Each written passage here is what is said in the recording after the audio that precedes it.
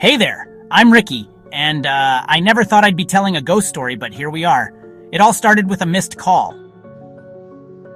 My buddy John's dad called me on September 26th, 2024. I couldn't answer, so I texted back. Turns out earlier that day, John had been home alone while his parents were out shopping. Now, John's usually a pretty chill guy. You know, the type who'd laugh at ghost stories and say, "Poof, yeah, right." But that day, something was different. The house felt emptier than usual, the shadows a bit darker. John tried to shake it off. He even put on his favorite playlist, but the music just seemed to make the silence in between songs more noticeable.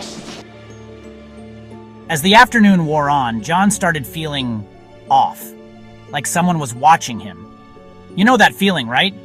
When the hairs on the back of your neck stand up and you get goosebumps? Yeah, that's what John was dealing with. He tried to rationalize it. It's just the wind, he told himself. But there wasn't any wind that day. The feeling got stronger near his bedroom. John stood there, staring at his own reflection in the mirror, trying to see, well, anything unusual.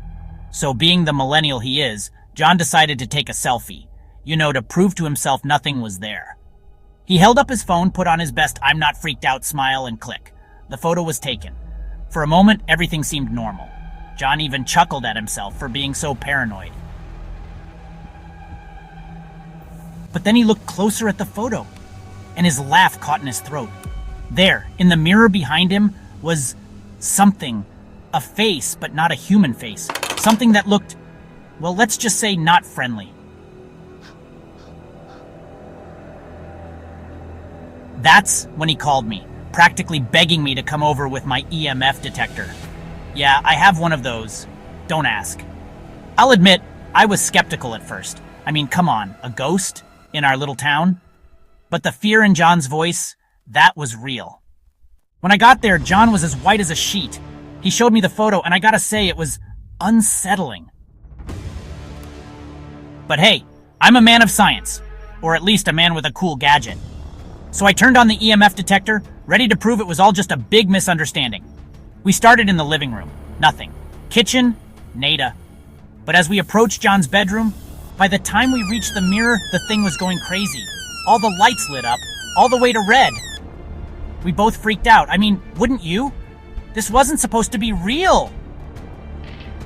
We hightailed it out of there faster than you can say boo. John stayed at my place that night and for a few after. So, that's our ghost story. Not exactly your typical Disney adventure, huh? But let me tell you, it sure made me think twice about taking selfies in mirrors. And hey, if there's a moral to this story, maybe it's this. Sometimes, it's okay to trust that weird feeling you get. And maybe, just maybe, leave the ghost hunting to the professionals.